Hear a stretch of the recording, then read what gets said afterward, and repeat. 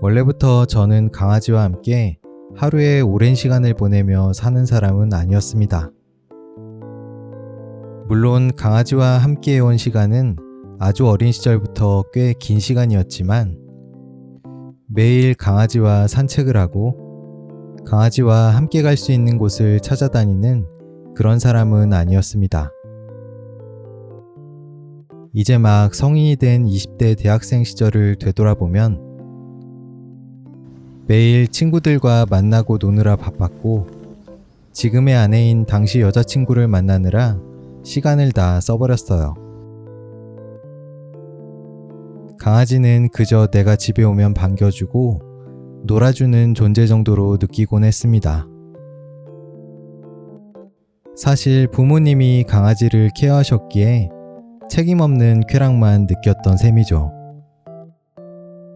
시간이 지나 독립을 하고 나서 타지에 살 때는 강아지에게 저는 아주 가끔 보는 반가운 손님 같은 존재가 되어 있었습니다.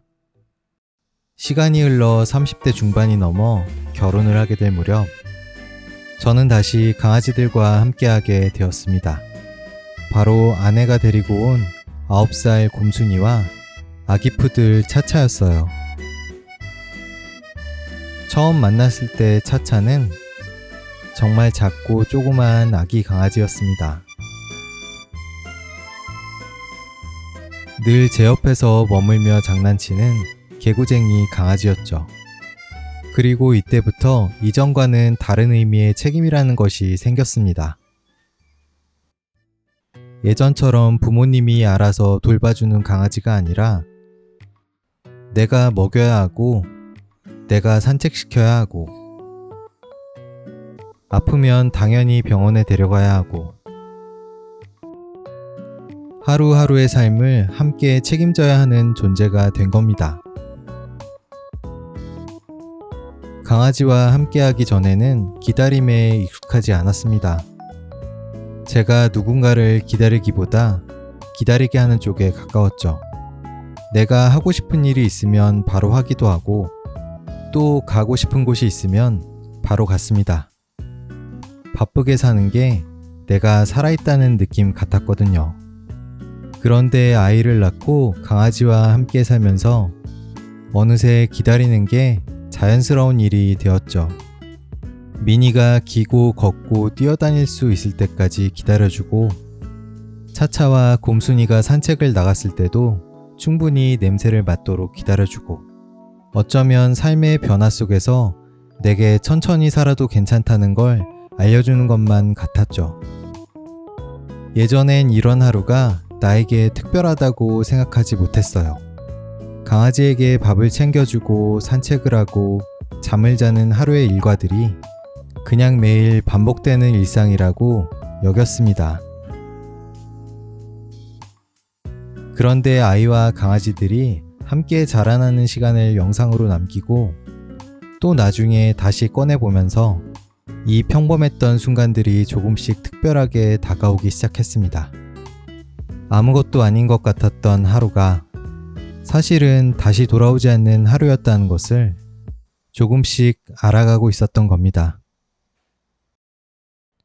예전에는 여행지를 고를 땐 내가 가고 싶은 곳을 먼저 생각했습니다.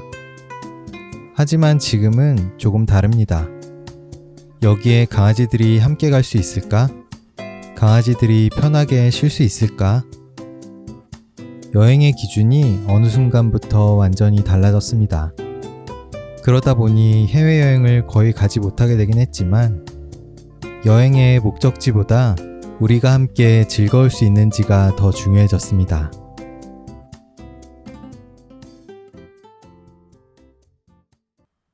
강아지와 함께하는 것은 늘 즐거운 순간만을 안겨주는 것은 아니었습니다.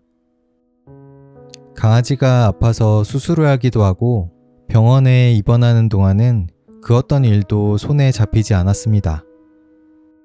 또 강아지가 나이가 든다는 것은 바꿔 말하면 또 다른 이별을 준비해야 하는 순간일 수도 있습니다.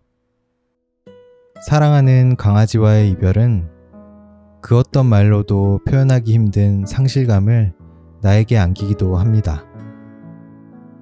한번 겪으면 또다시 겪고 싶지 않은 고통의 순간이지만 그 고통보다 함께한 시간 속 행복이 훨씬 더 소중하다는 걸 저는 압니다.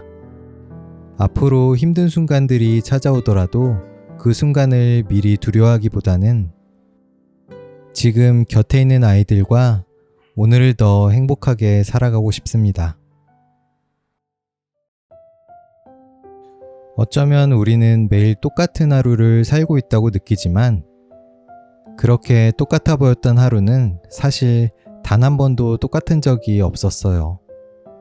돌이켜보면 강아지들이 제 삶을 바꾼 건 맞습니다. 그런데 정확하게 말하면 강아지들이 제 삶을 바꿨다기보다는 제가 삶을 바라보는 방향을 바꿔준 것 같습니다. 무엇보다 지금 제가 누리고 있는 삶의 순간순간들이 매일매일 특별하다는 것을요.